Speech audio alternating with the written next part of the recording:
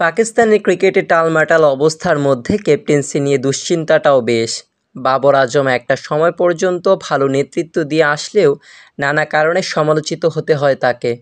এর মধ্যে সিনিয়র প্লেয়ারদের দলে না রাখাসহ বিভিন্ন বিষয় তো ছিলই। এরপর ভারতে অনুষ্ঠিত 2023 বিশ্বকাপে পাকিস্তান গ্রুপ পর্ব থেকে বাদ পড়লে সমালোচনা আরও তীব্রতর হয়। মাঝখানে পাকিস্তান টেস্ট ক্রিকেটে বাবরের জায়গায় শন মাসুদ আর টি-20তে অধিনায়ক করা হয় শাহিন শাহ আফ্রিদিকে। কিন্তু শাহিনের ক্যাপ্টেন্সিও আর দীর্ঘায়িত হয়নি। ফের টস করার দায়িত্ব পড়ে বাবর আজমের উপরই। কিন্তু মার্কিন যুক্তরাষ্ট্র ও ওয়েস্ট ইন্ডিজে অনুষ্ঠিত 2024 টি-20 বিশ্বকাপ ক্রিকেটে পাকিস্তান ফের গ্রুপ পর্ব থেকে বিদায় নিলে আবারও সমালোচনার মুখে পড়তে হয় বাবরের ক্যাপ্টেন্সি নিয়ে। এর মধ্যে কানাডায় অনুষ্ঠিত গ্লোবাল টি-20 দল ভ্যাঙ্কুভার নাইটস ভাবছে নতুন করে। তাদের দলে আছেন পাকিস্তানের 3 তারকা ক্রিকেটার বাবর আজম, মোহাম্মদ রিজওয়ান আর মোহাম্মদ আমির। কিন্তু তারা অধিনায়ক হিসেবে বেছে নিয়েছে Mohammad রিজওয়ানকেই।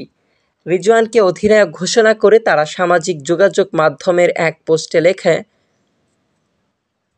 Here ye, the Vancouver Knights have chosen their captain for G20 Season 4, Sir Mohammad Rizwan.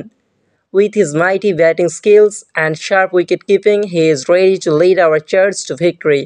Prepare for battle, Knights. Vancouver Knights global টি-20 চতুর্থ মৌসুমে অধিনায়ক হিসেবে বেছে নিয়েছে স্যার মোহাম্মদ রিজওয়ান।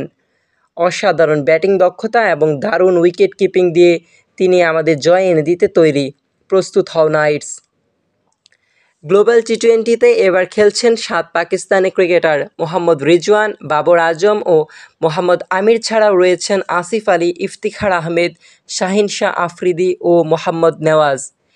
এই 7 ক্রিকেটারের মধ্যে রিজওয়ানের নেতৃত্বে বাবর ও আমির ছাড়া খেলবেন আসিফ আলী। টরন্টো ন্যাশনালসে পাকিস্তানি ক্রিকেটারদের মধ্যে খেলবেন আফ্রিদি ও নেওয়াজ। আর ইফতেখার আহমেদ খেলবেন বাংলা টাইগার্স মিশিগানের হয়ে। 25 জুলাই শুরু হবে কানাডার গ্লোবাল টি-20 লিগ। এতে বাংলা টাইগার্স মিশিগানের হয়ে বাংলাদেশের সাকিব আল হাসান ও শরীফুল ইসলাম, টরন্টো ন্যাশনালসের হয়ে রিশাদ হোসেন ও মন্ট্রিয়াল টাইগার্সের হয়ে মোহাম্মদ সাইফুদ্দিনেরও অংশ নেওয়ার কথা রয়েছে।